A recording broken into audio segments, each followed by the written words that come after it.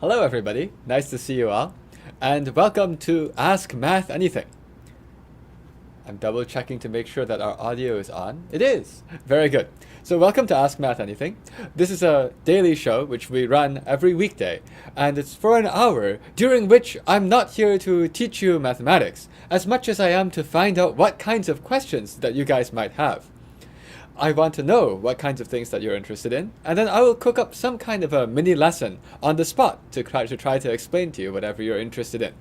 We know from experience that most of the people who watch this are taking algebra or geometry, or maybe we have learned also that answering questions at the algebra and geometry level makes a lot of sense, because then even if people are maybe some years out of school, it also is an interesting thing to listen to. So now, this is what we do, and if you have been here before, I sort of can tell because you're commenting about my different colored shirts. Apparently the white shirt seems to be a little bit bright. It does look a little bit bright. Let me adjust the contrast for that. One moment, please.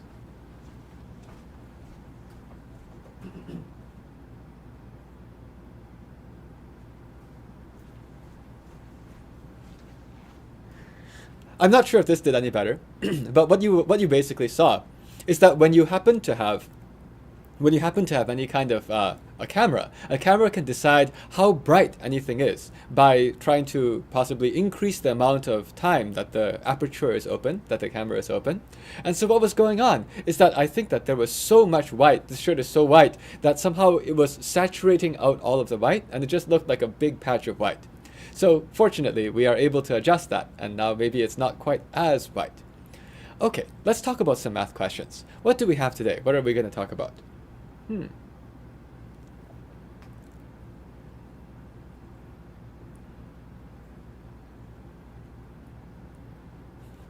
Wow. Okay, here's an interesting puzzle. I don't know the answer. Hopefully there is an answer.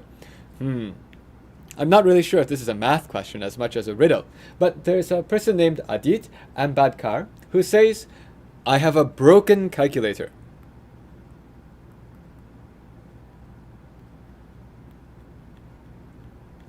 In this broken calculator, if you put in 39, it gives 12.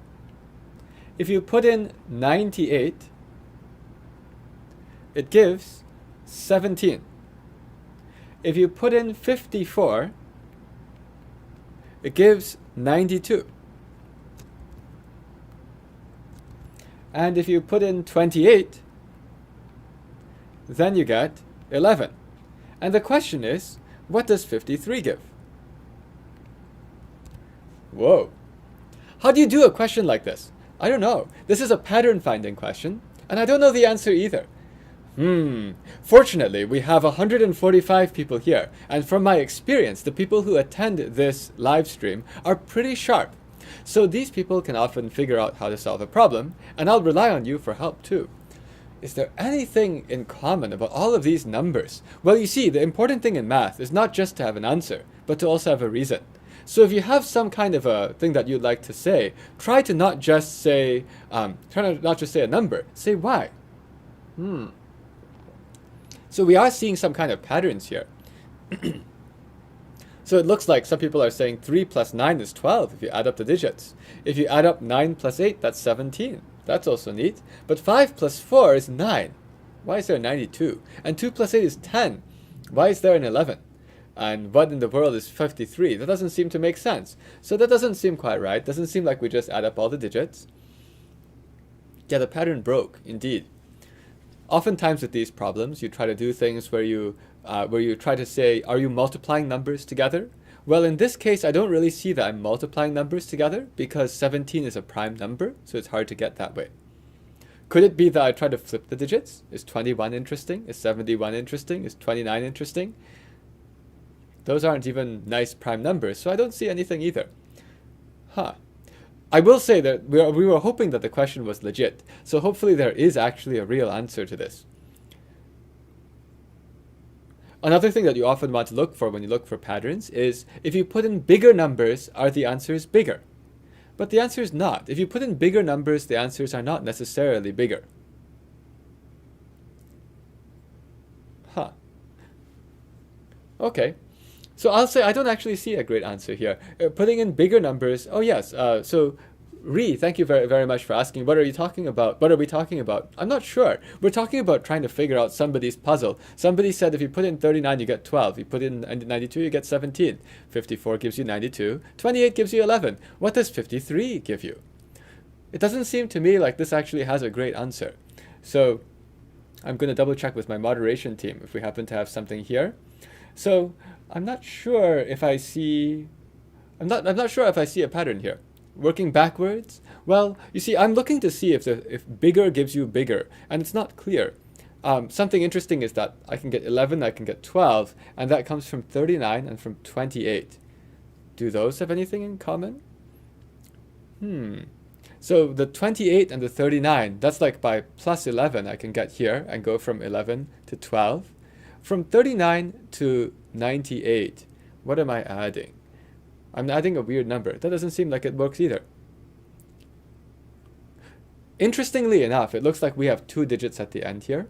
And so I wonder if we're doing something where we take a number and we then take the last 2 digits of the number. That's one possibility also. Oh, 54 times 2. Oh, that's not 98. That's annoying. I was trying to see if there was some nice pattern. Okay, so I'll say I don't actually see a nice answer here. I don't see a nice answer at all. 27. Oh, 27 times 2 is 54. Is that useful? So 27 times 2 would give me 54. Is there anything with 11 where I times 2 and I get 92? Not really. Huh. Okay. Interesting. So I actually don't see the answer right away. I'm afraid this one doesn't quite look like a problem that is an algebra or geometry problem. This appears to be something which is some kind of another puzzle. And the problem with the other puzzles is that there are often kinds of different answers that you could have. Oh, it looks like somebody has given us a hint. So a hint is 3 plus 9 equals 12. Okay, so that is something that we did see. So we did see that somehow 3 plus 9 is equal to the 12, and you can use the tens digit of it. 9 plus 8 is the 17, so you can use the tens digit of it. 5 plus 4 is 9, so you can use the tens digit of it. 2 plus 8 is 10. You can use the tens digit of it. We're actually getting a hint from the person who sent us the question, saying that maybe the tens digit is the tens digit of the sum of the digits. If that's the case, what's the ones digit? From 3, 9, how would you get 2? From 9, 8, how would you get 7? And more importantly, from 5, 4, how would you get 2? And from 2, 8, how would you get a 1 at the end? 3 times 9 is 27, and 2 is the tens digit of 3 times 9. 9 times 8 is 72, and 7 is the tens digit of 72. 5 times 4 is 20, and that's the tens digit. 2 is the tens digit. 2 times 8 is 16, and the tens digit is 1. So in that case, given the hint, which is a very big hint, given the hint, we take 5 plus 3. The tens digit of 5 plus 3 is 8. Sorry, tens digit is 0. And then we would take the 5 times 3, and that would be 15. And you take the tens digit of that, and it's 1. So I would put as a guess that the answer is 0, 1. I wonder if this is correct. Meanwhile, what I'll say is that there are lots of different ways that you could try to say what a pattern is. So these kinds of questions are things where, these are questions where you somehow, the answer is not exactly math. It's more of just like, is there a way to find a complex pattern by guessing? So I'll say that I think that's the answer. We'll leave it like this. Okay. Oh, it's not 81? Somebody says it's 81? Well, I think that what's going on here is we're taking the tens digit of the sum. And 5 plus 3, the tens digit happens to be 8. Oh, you're saying the answer is actually 81. Oh, I see. You could also have defined it to say, we'll go and take the first digit of the answer. Yes, you could also say you take the first digit of the answer when you add. Because, for example, 3 plus 9 is, yes, it's first digit. But I think what we're seeing here is this is the difference between math and puzzles. In math, there's actually a legitimate answer that you can put out. In puzzles, you can come up with your own rule. And so what we're seeing here is that there's just another rule that people decided to come up with. You could come up with it being the tens digit or the first digit. There's actually no real right or wrong answer. Both of those are equally interesting. All right. What else can we do? I want to find another problem. Maybe a problem that has more clear answer that we can try to work on. Oh, actually, you know what? I see that people have said that. Yes, the tens digit does not work because 5 plus 4 is 9. So in that case, yes, you guys are right. Thank you. It's really nice to have people in this chat. 5 plus 4 is 9, not 09. So you actually put the leading digit. So in that case, what I said before is wrong. It's not true that the 08 was just as good. 08 is not just as good. It's the first digit that appears. So we can do 8, 81. Thank you, crowd. I really appreciate having all of the people here who can go and help to point out all of these observations. Okay, let's see. What other questions do we have that we've asked today?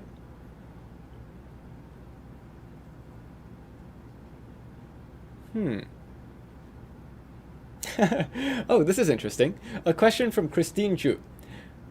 Can you prove that the Earth is round when no matter how much you walk, you still think it's flat? The easiest way to prove that the Earth is round, if no matter how you walk, it's flat, is by walking in a straight line, and walking in a straight line, and walking in a straight line, and somehow getting back to where you started. So, oh yes, go to outer space is a good idea, and using the horizon is another good idea. I do see people are talking about space. It's because there is actually a space launch that's supposed to happen at 4:33. I do see people saying that, and the answer is yes. Actually, I'm completely happy if, we will try to find a good stopping point at 4:33 so that anyone who wants to watch the space launch is welcome to do so. And in fact, if it turns out that that's what everyone wants to do, we might just call it a day at that point and all go and enjoy the fact that we are having people launch into space. But if you want to, now that means we have even less time. Let's talk faster. But if you want to know how to prove that the Earth is flat, if you just keep walking and walking, and if it was flat, you would never be able to get back to where you started. So the answer is just keep walking. There's only one problem. You've got to also do swimming at the same time. So the problem is that you can't really walk across the Atlantic or the Pacific Ocean. On the other hand, if you could just keep going in a straight line, that would do it. If you start sailing, people have noticed about the horizon. Ancient sailors did notice that the boats that went away over the horizon seemed to kind of go back down. And that's actually a proof, in some sense, that the Earth is not flat. All right, what other questions do we have? Oh, this is interesting. Somebody has asked this question. The question is asked by Save the Amazon. The question says, if multiplication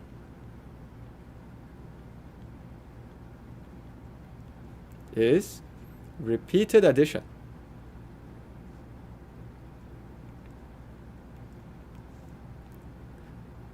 what does 0.1 times 0.1 mean? This is a good philosophical question. It's always good to know, what the definitions of everything we're working with are. And the definition of multiplication, you often learn in school, is repeated addition. So if it's repeated addition, what does it mean? It means that you want to repeat adding 0.1 together, where you add 0.1 together a total of 0.1 times. Oh no, that's kind of bad. How do you add 0.1 times? I don't know. I don't know how to add it together 0.1 times. Because what would that look like? That would just look like that. I just started to write a 0.1 and I wrote 0.1 of them. That's kind of silly. So that's not right. So how would you interpret this? Well, here's one way that you could interpret this. You could interpret this by saying, great, what would it actually mean to add it 0.1 times? Well, I don't know, but I'll do that 10 times. Okay? Imagine that I did this 10 times.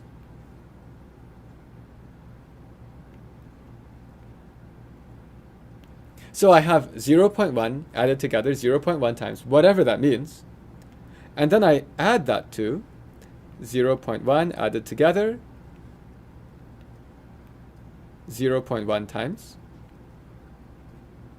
And you do it again, same. And you do it again, all the way to the end.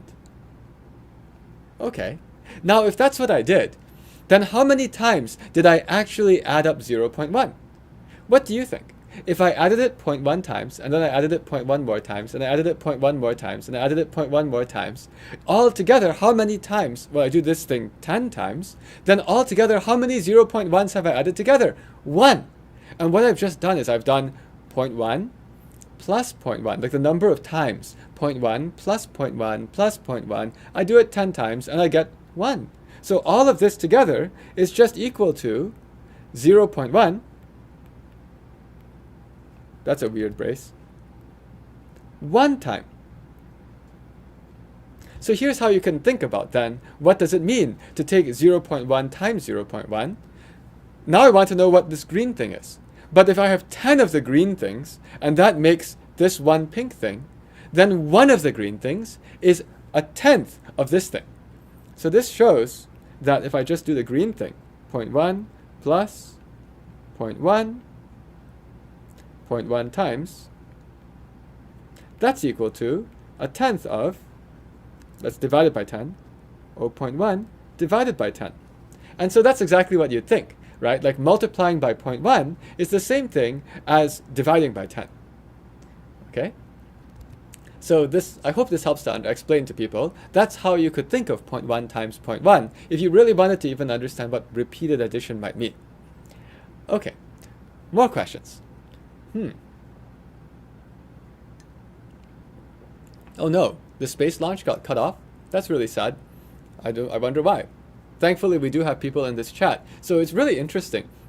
Even though I'm just here in this studio broadcasting, I'm even getting to find out what's going on with all of these different things in the world. Failed. Weather. Okay, weather and failed are very different things. Weather is normal. Actually, with these space launches, what you have is that, you know, these are very, very delicate pieces of instrumentation, actually, and you don't want to go and just screw up because you launched at a bad point of the weather. On the other hand, if there was a failure, that would be a very different issue. Okay, what other questions do we have here?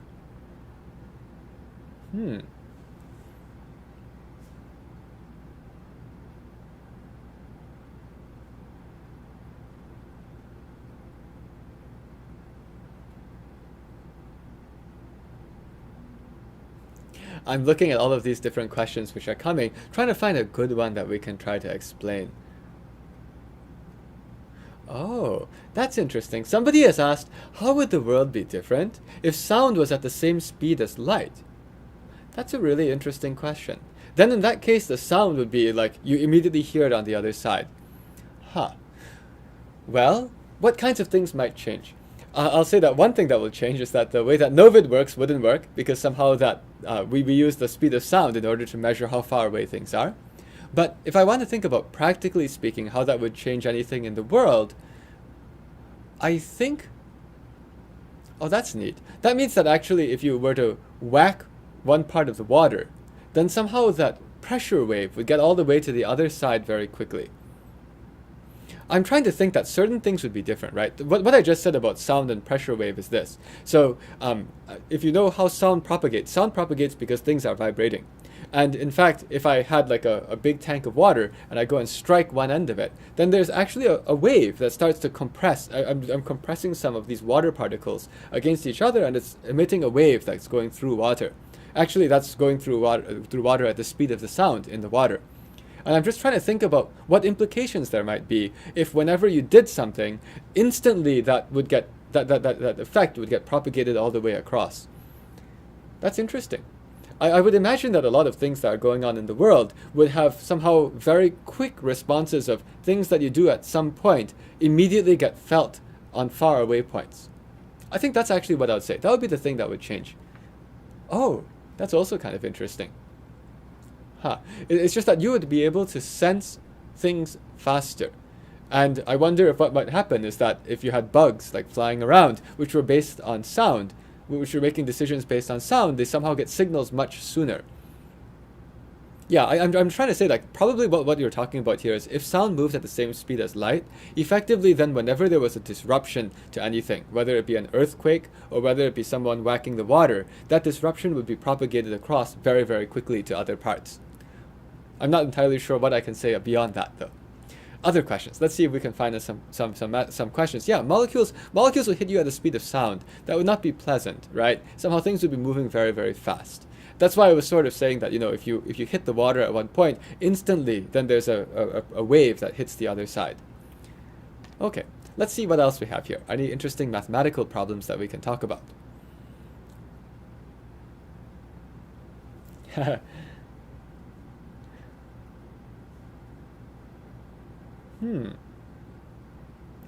Okay, so here's a question which happens to be a straight-up probability question. Let's just do this one. This will be a nice break from these general questions we've had earlier. Very specific question. What is the probability that if you flip a coin and, you can get either heads or tails, what is the probability of flipping 10 times in a row and getting heads, tails, all the way to heads, tails, where this happens 10 flips? Oh, come on. That's 100%. That's the most common outcome, right? No, that's not the most common outcome. It's actually as common as every other outcome that there might be. Even though if you ask people, what's the most random way you could flip a coin 10 times? Heads, tails, heads, tails, heads, tails. That's the one, right? No. Actually, the chance of this is the same as the chance of any other particular ordering. And so if you wanted to work this out, it is equal to 1/2 chance of the first thing being a heads times 1/2 chance that the second one is a tails times 1/2 chance that the next one's a heads, and so on. And so that's equal to 1 over 2 to the power 10, which is 1 over 1024. Okay, in that case, I want to know, why does everyone think that's the most common outcome? It's as common as any other thing. It didn't matter whether I wrote HTH. If I wrote HHH, it would be the same. So what is it? And this is an interesting philosophical question in probability. Why does that one look more random than HHHHHHH? It's because Andrew Chow said, because it's half and half. And because P14Y3R0 and 3 says because it alternates. It's because somehow people are expecting that when you do something, you get a heads and then you should get a tails, and then a heads and then a tails. You see, it's because people are thinking that somehow if I do something like this, maybe it's more likely. Maybe it's more likely that I should be switching, because it's weird that I don't see another heads. And the way you can think about this is, although this has the same probability, if you instead ask a different question, which is what's the probability of 5 heads if you flip 10 times? If you flip 10 times, it happens to be, then how many ways can you pick 5 heads, 5 of those things to be heads? This is a choose problem. This is 10 choose 5 divided by 2 to the power 10, where this top part is the number of ways to choose 5 things from 10 things. And, in our courses we will teach this, in your classes you learn this too. The number of ways that you can choose 10 things from 5 things is some multiplication. The number of ways that you can do this is that you would actually do, there are 10 ways to choose which, you're choosing 5 things from 10 things. 10 ways to choose the first one, times 9 ways to choose the second one, times 8 ways to choose the third one, times 7 ways to choose the fourth one, times 6 ways to choose the fifth one, divided by, you could have changed the order in which you chose this. And so that would be 5 times 4 times 3 times 2 times 1. And it's all divided by 2 to the power 10. And the important thing is that this number up here is fairly big. So this is a number of ways to choose 10. Oh yeah, whoops. Did I say 10 things from 5 things? No, it's the number of ways to choose 5 things from 10 things. I'm sorry. So if you want to cancel this out, then you can say, the 5 cancels with 2 and the 10. And then the 4 cancels with the 8 to give you a 2. And the 3 cancels with the 9 to give you a 3. And I just have to do 3 times 2 times 7 times 6. That's 6 times 7 times 6. That's 42 times 6. And 42 times 6 happens to be 252. What a neat number. Divided by 1024. I didn't simplify the fraction. And the reason I didn't simplify the fraction is I said that, you see, I wanted to keep the bottom as 1024 because the probability of one head, the probability of 0 heads is actually just 1 over 1024. So as people, we often look at this and we say, we look at this and we say it's very likely to get half of them to be heads because that's 252 over 1024, not just 1 over 1024. Okay? So now the next thing is somebody asked, why did I say 252 is neat? The reason is because I'd forgotten what this would be, so I worked it out, I got 252, and I said, oh yes, I remember that number. Because when you have the Pascal's triangle, this is actually a triangle where you have all of these different chooses. I've drawn out this triangle before, and I remember 252 is a number in the triangle. So that's how I know I got it right, because I got to one of these numbers that I've seen before. Okay, I would like to double check with my team if I have a moderation team. Could you guys please also double check whether or not this launch is happening? If the launch is legitimately happening, we will indeed stop, because this is a historic event. On the other hand, meanwhile, let's go and look at other problems. Oh,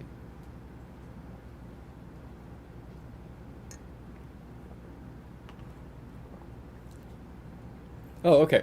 So my moderation team says, yes, it is cancelled, unfortunately. But hopefully we will have a launch soon. Hopefully we'll have a launch soon. Okay, what else do we have here?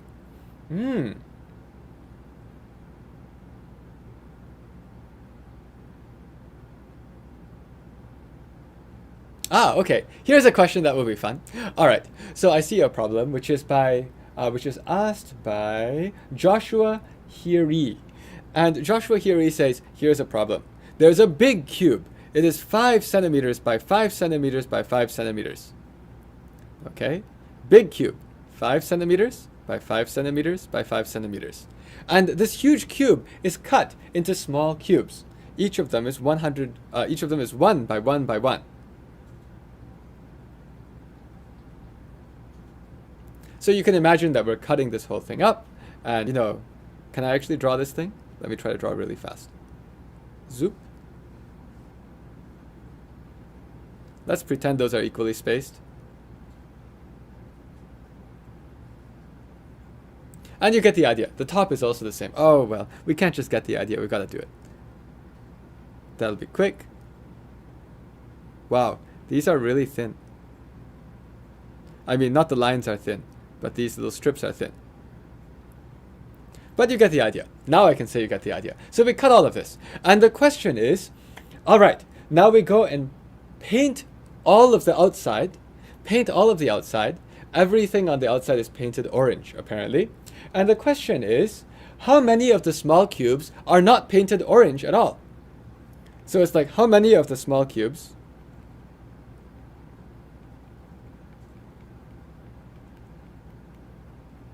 are not painted? Well, this one's not bad. This one's quite okay. And the reason is because how would it be not painted? A lot of people put 27 already. And that's because you have to come from the inside 3 by 3 by 3. You see, because if it's 5 by 5 by 5, we've got all of these cubes. But if you imagine that you got rid of the top layer and the bottom layer, now it's only 3 layers, and you got rid of the side layers, these 2 side layers, it's 3 that way, and it's 3 on the other way. 3 times 3 times 3 would be the answer. But I don't just want to do that. Let's go and categorize all of these cubes by how many of the faces are painted. Let's try that, okay? So how many of the small cubes are not painted? That answer is the relatively easy one. 3 times 3 times 3, which is 27. Now those are with 0 sides painted. How about if we wanted to ask how many of the cubes have 1 side painted? How many have 2 sides painted? And how many have 3 sides painted? These are all quite common questions, right? So the way that you do this is that you'd actually have to go and figure out how you get the 1 side painted, 2 side painted, 3 side painted. How about the 1 side painted? Let's just do that one. 1 side painted.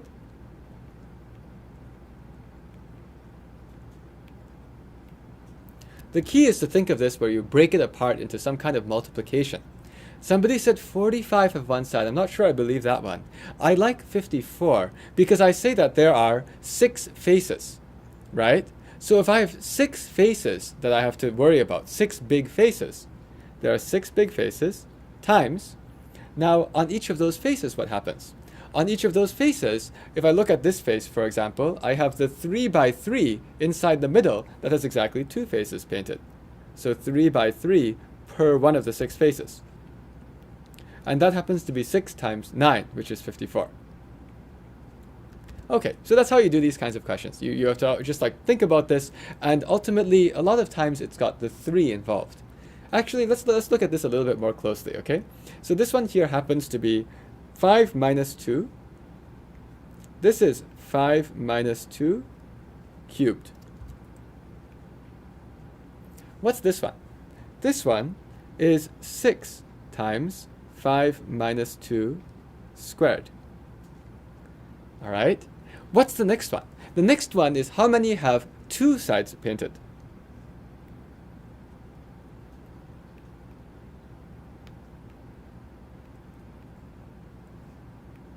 How many have 2 sides painted? That's a strange D.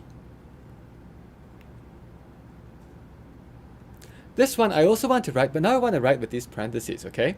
2 sides painted, it would be here. So there's a 5 minus 2, but how many of these are there? In fact, there are 12 of them. There's 1 for every edge of my cube, okay? So I'm going to say there are 12 edges times 5 minus 2 to the first power. And finally, I have 3 sides painted. And 3 sides painted, that's going to just be the corners, right? So the corners are going to be, there are 8 corners. Now, why did I go through all this effort? I went through all this effort because I didn't realize this would be so interesting. But I can, oh wait, somebody said 60 is the answer? I'm not entirely sure. Maybe I got something wrong? Or I think it's okay. I think it's okay. I often get things wrong. But why I wrote all of this is because I can tell you an interesting thing that happens when I expand something called a polynomial. This is all telling me that something is pretty neat. If I take x minus 2 cubed plus 6 times x minus 2 squared plus 12 times x minus 2 plus 8. Does anyone know what the answer is? I guess I could do it by just trying to expand it. X minus 2 cubed is like some mess. Okay, I could do it, but there's something else that's true. What else that's true is that what should be the answer if I add up all of these together? All of them together should be the number of little cubes, x cubed. So what we have actually just found out here is that this 1, 6, 12, and 8 are these numbers that would be put into this piece. Now, why am I doing that? I'm doing that because I'm now going to do a funny trick, okay? I'm going to rewrite this piece that I just had. X minus 2 cubed plus 6 times x minus 2 squared plus 12 times x minus 2 plus 8 equals x cubed. I'm going to rewrite that. X minus 2. I'm just rewriting it by copying it again. So 6 x minus 2 squared plus 12 x minus 2 plus 8 is equal to x cubed. All right. Now, if that's true, whenever I have what's called an algebraic identity, I can plug in anything else I want for one of the variables. I can just plug in x to be u plus 2. Or let's call it y plus 2. Why not? Let's plug into x, y plus 2, just for fun. What happens to this if I plug y plus 2 in for x? Does anyone know? What happens if I plug y plus 2 in for x? What is then x minus 2? That's nice. If instead of x minus 2, I put a y plus 2 in for the x, I just get y. Right? I get y cubed. All right? So I'm saying that if this thing up here was true for all of the x's in the world, if I use y plus 2 for x, then I would get this y cubed. Why am I doing this? What's the next one? Well, the next one becomes plus 6 times y squared. Okay. What happens to 12 times x minus 2 if I plug a y plus 2 wherever the x was? This is not bad. You see where this is going?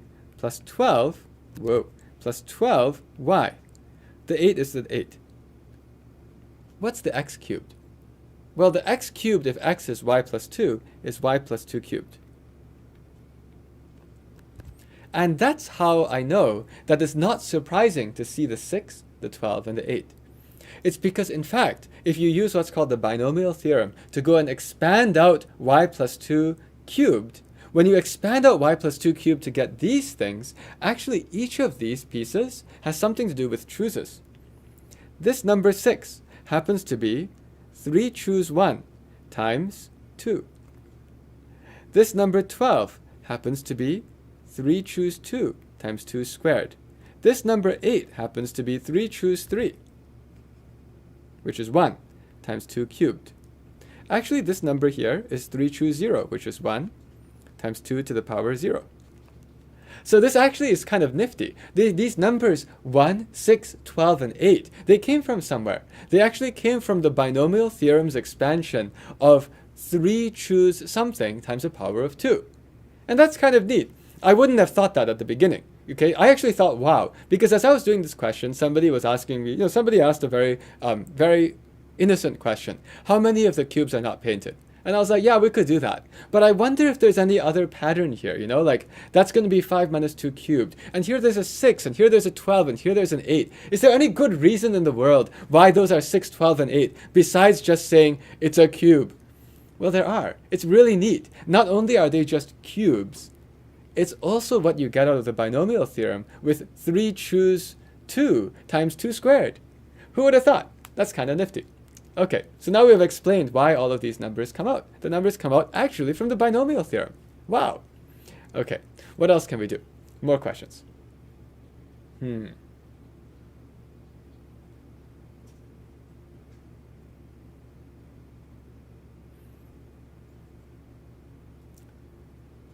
Let's see.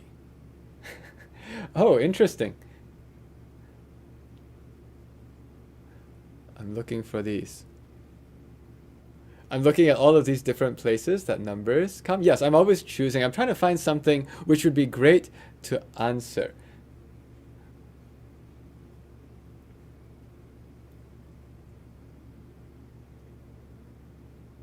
I see an interesting question about bananas and camels and consumptions, but that one doesn't seem to me that it would be an unusual problem. So yeah, something is an interesting question about camels, bananas, and consumption and going to markets. But I think that problem might be missing some details of like how many bananas that the camel eats on the way. Okay, what else do we have? Oh, here's an interesting question. Yeah, this is an interesting question. It kind of blends some number theory and also blends some geometry. So this is a question which says, I have 3 points, okay? So we have these 3 points, 0, 0, and that point is called O. O is the origin, 0, 0. We have another point A, which is 21, 0. And we have another point C, which is 0, 21. Okay? And the question says, find the number of points interior of the triangle, meaning they're inside the triangle, having only integer coordinates. The triangle, by the way, looks like this. So those are the axes.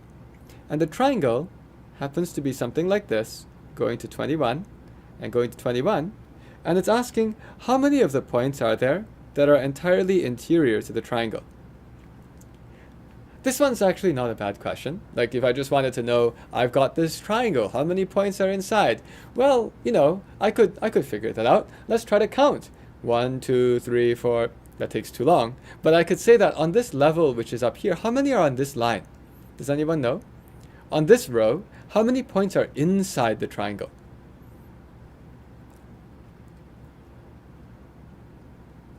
Is it 20? It's a trick question. These are trick questions. Oh, wait. I'm not sure it's 20, actually. I think it's 19. The reason why I think it's 19 is because 20 would be going all the way out to here. So there are, in fact, 19 points here, right? 21 is where this one hits the x-axis. So if I go up one row, 20 should be where it is still on the boundary. So 19 is the one right before it. These are why these questions are tricky. It's very easy to be off by 1. So what's going on here? On this particular row, you have 19 green points. On the very first row, we have 1 green point. Does it make sense that it should go from 1 to 19? That seems a little weird. Does it really go to 19? I'm always double checking these things that I do. Because it goes from, here's 0, and here's 21. And so if I was to put all my numbers inside, something's a little bit fishy. Now I'm a little bit curious. So is that really right? Oh yeah, that's not 1. No, that's not 1. Well, I mean, that is 1. That is 1. But the reason why it's funny is that the first point is actually here. First point is there. And the one that has a 1 is right underneath it. Okay, much better. That's 1. And the very first thing here is 0. There are 0 points on that row. Now I'm happy. The reason I'm happy is because I was looking at this 21 and I was like, how can you have in the 20 positions only 19 numbers? Doesn't work. Okay, but this is okay. So I have 20 numbers now, 0 to 19. So I just need to add up 0 plus 1 plus 2 up to 19. And the reason why this question is a hard one is a lot of people would have added up to 20. Okay, but if I add 0 plus 1, ignore the 0, 1 plus 2 plus up to 19, I always like to do that by saying, how many are there? 19 times, what's the average? The average, so this is how many, times the average. The average is the same as the average of the first and the last. 1 plus 19 over 2. I know how to do that. 1 plus 19 is 20. 20 divided by 2 is 10. And so this is equal to 19 times 10, which is 190. So that's the answer. Okay, now I want to say like, okay, this is just a nifty fact that maybe you guys can do. Maybe I'll say it anyway. But this is something which maybe is a much harder question, okay? So let me say, how should I say it? Yeah. Let's say, how many integer points inside the triangle, and now I'm going to give you some coordinates, okay? Always use 0 for one of them. Why not? 0, 0, okay? But now my A is a little bit weird. My A is going to be 17 and 31. And my B, what's good? I guess I could use B to be something like, comma 13, 5. I wonder if that works. No, I don't like 5. Let's use 13 I wrote. Okay, let's use 10. Do I like 10? 7 and 18. Yes, I like this. Okay. How would you do this? This is horrible. Horrible. You can't actually draw the whole thing either. If you go and draw the whole thing, like, what are you going to do? Count? You can't count. It's not going to be nice. Like, these are just weird points. If I wanted to draw this, I would have 1731 is like up here. Here's 1731. Here's O. And 1013 is like, oh, that wasn't 1731. It's a little bit higher. 1731 is maybe up here, and 1013 is maybe around here.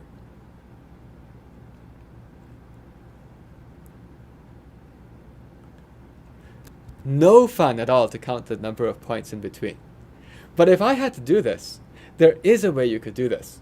And the way you do this is that there's actually a theorem, which is somewhat difficult to prove. I actually usually prove this in the online courses that I would teach, but that takes a longer time. There's a theorem which says that the area of a triangle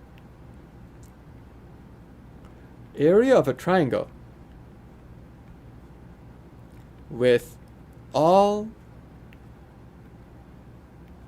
vertices where the vertices are on lattice points or with integer coordinates. Does anyone know about this theorem? It's called Pick's theorem. Pick's theorem says that if I don't need I will use both. I'll use the shoelace theorem and Pick's theorem. But somehow if I have this Pick's theorem, if I want to know what is the area of the triangle where everything has the integer coordinates, what could you do? Well, it turns out that there's some formula for this. The area happens to be the boundary points over 2 plus the number of interior points minus 1. Every time I do this, I know it's boundary points over 2 plus interior. I always forget if it's +1 or -1. And I just imagine the easiest case of a triangle, which is just like in the little corner here. You know, in the very, very small case of the triangle, which is doing this. 1, 1. Hey, check it out. The area of the triangle is half, but the number of boundary points is 3 and the number of interior points is 0, so this works. If you want to prove this thing, it's quite a bit more sophisticated, but there is a proof. It's kind of fun. But so if I do this, I can figure out the area of the triangle, because the area of the triangle, if I knew the area of a triangle, I would know this. Because the boundary points, I chose these 3 on purpose. These 3 points were chosen on purpose so that there are no other points on the boundary. And the reason I know that is because from the origin to A, because 17 and 31 are both prime, there's no way to find a point halfway in between, or part of the way in between. So it's clean, 0, the O to A, nothing. O to B, because 10 and 13 are relatively prime. There's no way to divide by like a third, divide by 3 and get integer. So I know that there's no point from O to B. And from the A to B, also the difference between the A and the B is 7 on the x-coordinate and 18 on the y-coordinate. And with the 7 and the 18, they also don't have anything in common. So that's how I know that the AB has no points on the boundary. So I know that in this case, the boundary points is 3. So I now know that if I could just find the area of this triangle, the area of this triangle would be boundary points is 3 divided by 2 plus the interior points minus 1. And so that tells me that the number of interior points is equal to the area minus a half. Aha. So now all I have to do is figure out the area of that triangle. Now there are different ways you can find the area. If you happen to just use that, wait, did I do the arithmetic right? I'm always afraid of sign errors. Is it minus or plus? I think it's okay, it's minus. So now what could you do? If you want to find the area of this triangle, in fact, you could use this thing called the shoelace theorem. David Jiang is right. But if you didn't know that, you could even use Heron's formula. I don't encourage that, but you could. You could throw the whole thing into Heron's formula, right? The shoelace theorem, on the other hand, is something where you can do all of this. Maybe you guys have to remind me. I haven't done this stuff in ages. But the shoelace theorem is something where you write down all of the coordinates. 0, 0, 17, 31, 10, 13. Like this. 0, 0. Oh, let's leave some more space. 0, 0, 17, 31, 10, 13. I believe you also put another 0 and a 0, but it's been a while since I did this. And then what you do is after you, let me make that last 0 more, the second last 0 more readable. Then what you do is you imagine you're lacing up some shoes. And you go and multiply 0 and 17, and that happens to be 0.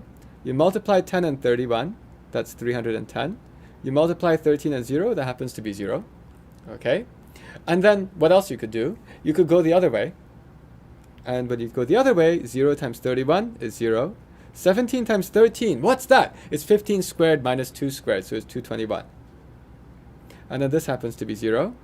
And then you go and take all of the pink stuff, add it together. You take all of the green stuff, add it together, and you subtract them, and you take half of that. So you take 310 minus 221, subtract, and that's equal to something very hard. 10 minus 9 is 1. 10 minus 2 is 8. Really? 89? Hopefully. Is it 89? I could have gotten this wrong. Looks promising, because if it was 220, then it would be 90, okay? Oh, did I do it wrong? No, I think it's okay. So it's okay. So 89. And then you divide by 2. So the shoelace theorem tells me that the area, let's see, my head's in the way, but the area is half of that. So the shoelace theorem tells me that the area is half of the 89. 89 over 2. And so if 89 over 2 is here, then it looks like, wait, did I do this right? Are there 90 points? So if I have that, right, interior points is area minus a half. So what is 89 over 2 minus a half? Does that actually work? The number of interior points should be a whole number. So this looks like it's going to be 88 over 2, which is 44. And so that happens to be the number of points inside this. Now, if you don't like the shoelace theorem, there are other ways to do this. You don't even need Heron's formula. You could also do this by cutting off all of these shapes. Maybe you've done something like this before. You go and take a big old rectangle and you subtract off each of those shapes. Subtracting off each of those shapes is also quite reasonable. You can do that. If you want to know why this thing works, this thing, actually the best proof is using something called linear algebra, but we won't have time to do that today. But in any case, what we have just found out, yes, temp ID, subtract each lump. If you don't know this formula, it doesn't matter. You could have done the problem by taking this whole thing, subtract triangle, subtract trapezoid, subtract triangle, and you're okay. But the amazing, amazing thing is that we can actually get the number of interior points inside this without even counting. We actually did some crazy thing where we just took areas and we used Pick's theorem. So I thought the question looked pretty interesting when you asked it. I was thinking in my head, I wonder if I want to use Pick's theorem to solve it. But when I actually wrote down your problem, I found out you don't really need Pick's theorem to solve the problem that we just did earlier. On the other hand, it gives me a chance to start talking about this. And this is why it's fun to go and learn these more advanced methods as well. Next question.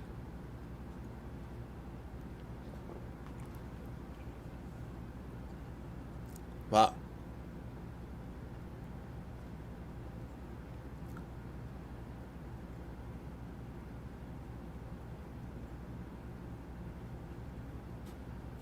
Interesting. So somebody has asked, why are there so few girls in math and physics? I'm not sure that this is really a fundamental problem about boys and girls, to be perfectly honest. I actually think that, I've worked with lots and lots of students before, and I enjoy working with students whether they are boys or they are girls, and I find that both are really sharp. If I was to think about why there might be more boys or more girls, I think that it all boils down in general just to social pressures or social groups. And that's why one of the things I've always hoped to do is to try to make like a social group which is very appealing and attractive to be part of, whether you are a boy or whether you are a girl. And so I actually have noticed it seems like there are quite a lot of people who are boys or girls on this particular YouTube channel always talking in the chat. And that makes me happy. It makes me happy to be operating something which is working for people who, whether or not they happen to be boys or girls, it's still math, it's still interesting, and it's still a safe place to hang out and do some interesting things together. So I think most of the answer is actually social. I don't think there's any fundamental issue of whether people are capable of thinking about math. Not at all. Okay, more questions. Oh, interesting. A question about Novid. Is Novid going to be on Microsoft soon? Unfortunately, we didn't build an app for the Microsoft phone operating system. Windows Mobile, we didn't build a Windows Mobile app. On the other hand, I'll say that the things that we're really working on right now are just like fun mathematics that you can do to try to make it work better on both the Androids and on the iPhones. More questions.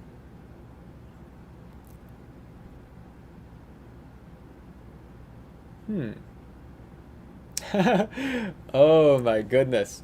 So there's a question here by Mohammed Al-Majad which says, let n be a positive integer. Construct a set of n consecutive positive integers that are not prime. So what you're saying is, you're challenging me. Can I give you 2 consecutive integers that are not prime? Sure I can. I'll give you 2 consecutive integers that are not prime. I'm trying to think about what the easiest way I could do this. Let me see. Yes. So here's the easiest way. So if I want 2 consecutive integers that are not prime, wait a second. Is that right?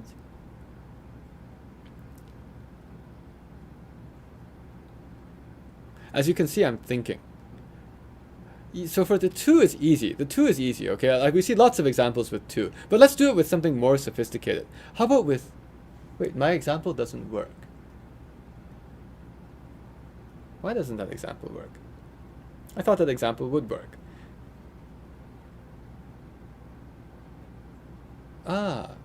I see why that example doesn't work. But it's okay. Let's do it with something more. Okay, let's do it with like 5. You want 5 consecutive not primes, okay? So let's try that.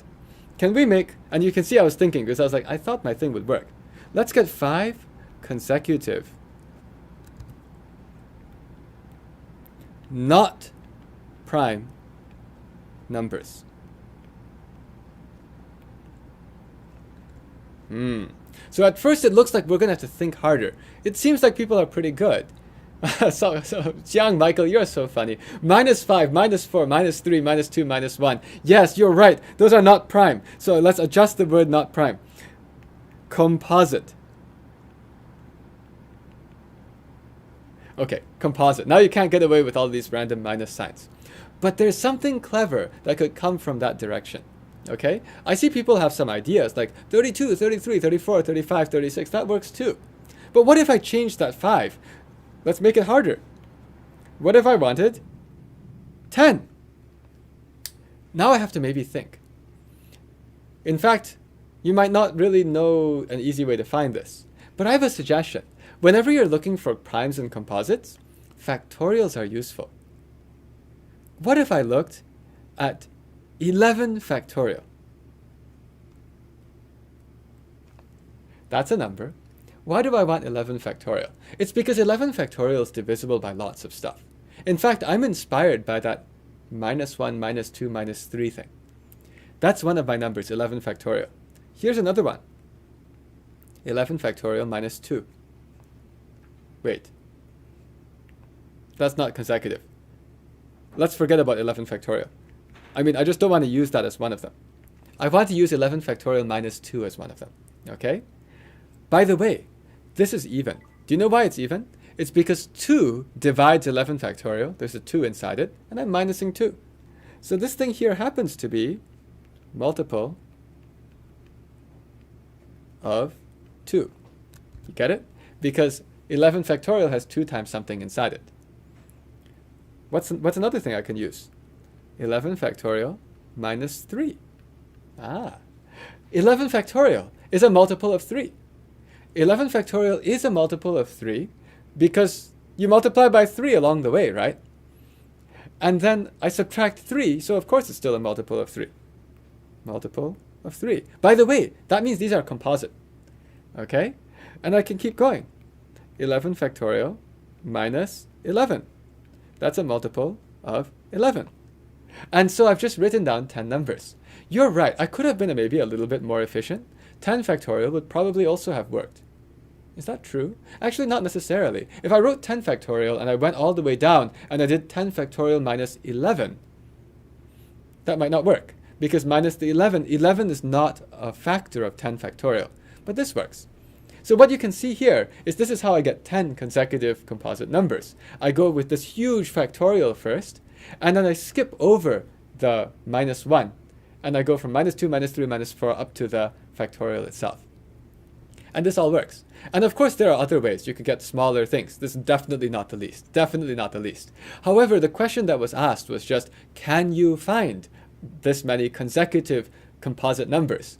And the answer is yes. If you wanted 888 of them, you'd use 889 factorial -2, -3, -4, up to -889. And so then this works. Ethan Gung just asked, how does Po-Shen Loh know all this stuff? I don't know. I didn't know all this stuff. Actually, I just saw your question. The question looked interesting. And the way I went to think about this was, first of all, I was hoping your question was possible. You know, you asked a question, it seemed like it might be one with a real answer, and not like a bogus fake question. And so I said, if it's true, how could you try to do it? And the way that you often try to do things is you try to actually go and use factorials because they're really easy to be, like they're really not prime, right? Like a factorial has so much stuff multiplied into it that it's like very composite. And at that point, it's very, very easy to start subtracting numbers one after the other, and they are still all going to be multiples of whatever number I cared about. Okay, well, unfortunately, we've actually hit 5 o'clock p.m. We'll continue on with more of this tomorrow on the Ask Math Anything. But thank you, everyone, for coming today. Hopefully, some of your questions got answered. And if nothing else, hopefully you got to see some interesting questions that other people asked. I definitely learned a bunch of stuff today myself. I actually didn't know about this really neat thing about the cube and these things all being the binomial theorem coefficients. I also didn't know this either. So thank you very much for asking questions that taught me something too. Have a good night, everyone.